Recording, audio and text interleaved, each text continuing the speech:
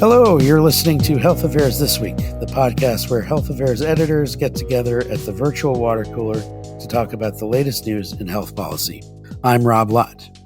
This is week 3 of a 5-part mini-series on the podcast where we're taking a break from the headlines and digging in a little deeper on the topic of housing and health.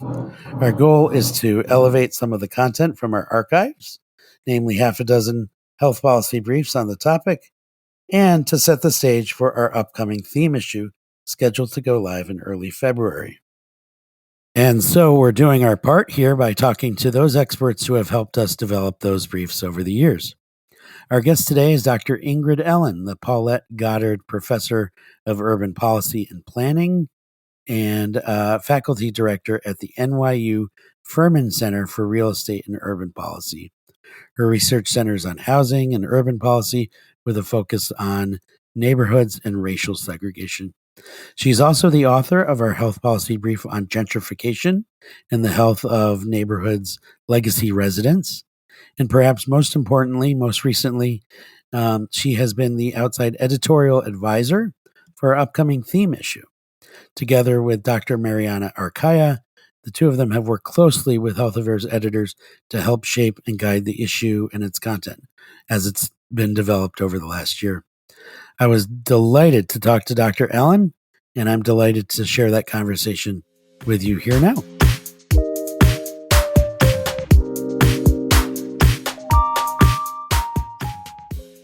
So, Ingrid Ellen, welcome to the podcast. Thanks for being here. Happy to be here. When we talk about housing mobility, I think a lot of people first think of vouchers, which are essentially a way for policymakers to help people afford housing. But not only that, it's also, in theory, a mechanism that might allow people to move from one neighborhood or town to another.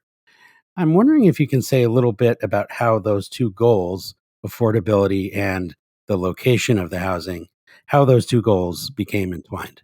Sure, I'm happy to do that. I'm going to take a step back sort of historically and just say that Congress created the first version of the voucher program in 1974. And at that point, the federal government had only subsidized buildings, right, like public housing developments. And in the 1970s, there were a number of concerns about those buildings really coming from both sides of the aisle. And including that subsidized developments, including public housing, stigmatized tenants and isolated them from their neighbors. And it didn't help that for political reasons, the developments tended to be located in high poverty neighborhoods, often neighborhoods that were disproportionately Black. And the voucher emerged basically out of that environment.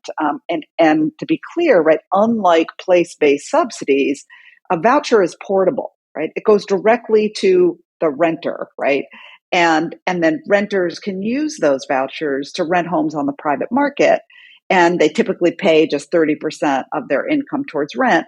And a local housing agency pays the balance of the rent up to a local payment standard. And one of the key motivations for this program, for the voucher program, was really to give households more choice, right?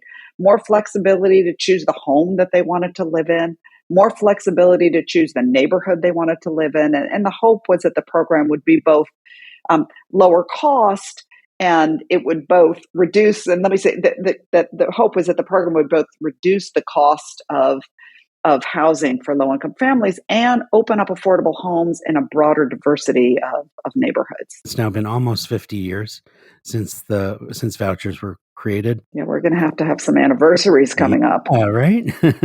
What have we learned? What are we going to celebrate during those anniversaries?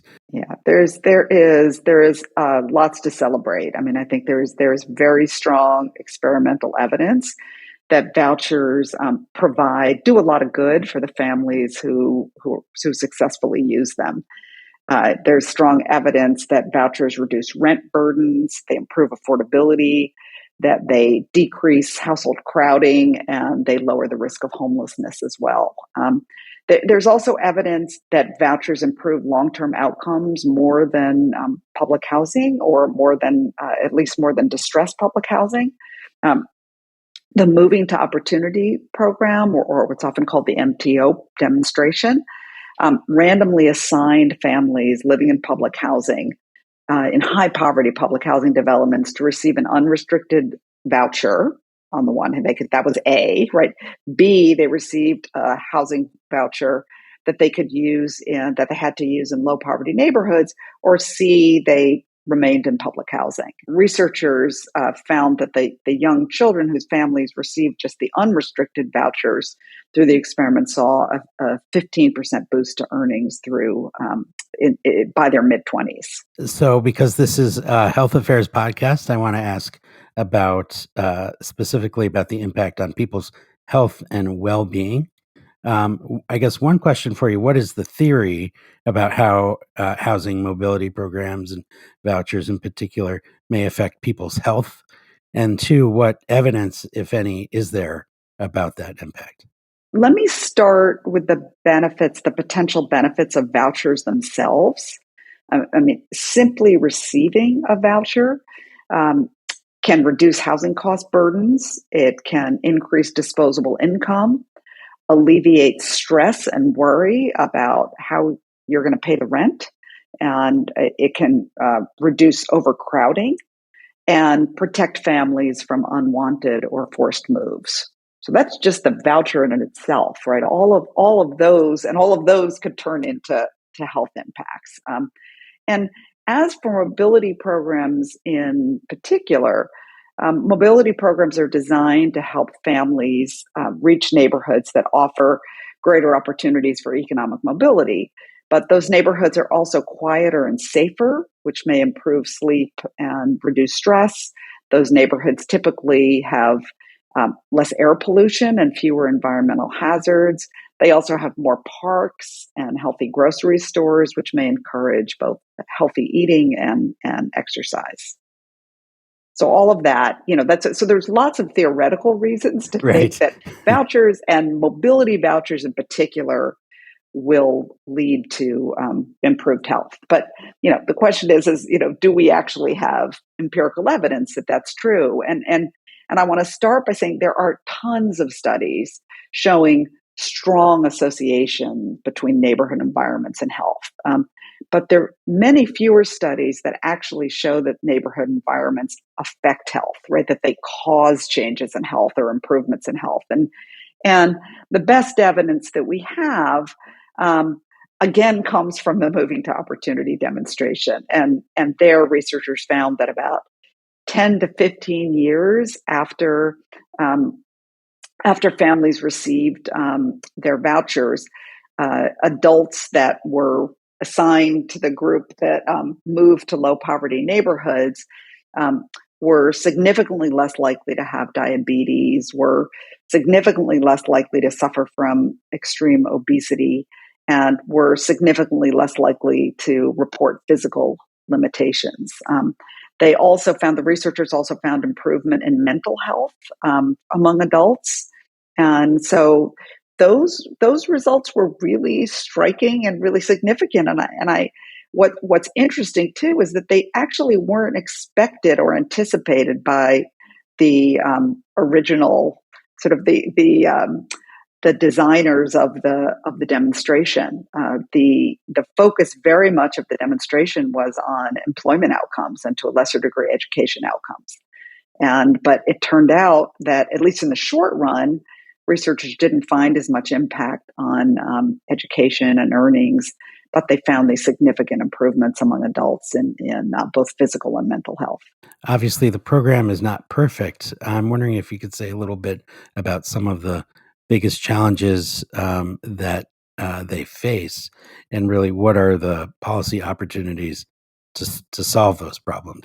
I just want to back up and just say, the first key issue is that only about a quarter of eligible households receive rental assistance, which means that demand far exceeds supply in most places, and the wait for vouchers is very, very long. On average, around the country, the wait is about 2.5 years, but in many places, the wait is significantly longer, especially in high-cost markets. So that's kind of challenge number one. And And the second key issue is that even when households receive vouchers, many of them fail to successfully use them. My colleagues Kathy O'Regan and Sarah Stroshak and I are doing research on voucher lease-up rates. And we show that only 3 in 5 households that receive a voucher are actually use them to rent homes in the allotted time. Okay, so let me just back up and underscore that, which is that means that 2 in 5 voucher households, after waiting and waiting and waiting and waiting for this voucher, end up having to give back their voucher to the local housing agency. And a big part of this is that many landlords simply refuse to accept vouchers, and landlords in high rent neighborhoods, which are often the neighborhoods that offer good opportunities for economic mobility, are especially unlikely to accept vouchers. In some cases, for landlords, their rent that they're charging exceeds the voucher rent caps, the voucher allowable rent caps, and other landlords simply don't want to deal with the administrative hassles of working with the local housing agency. And some also bring stereotypes about voucher holders themselves and what kind of tenants they're likely to be. And now you said I could wave a magic wand? Yeah, that's right.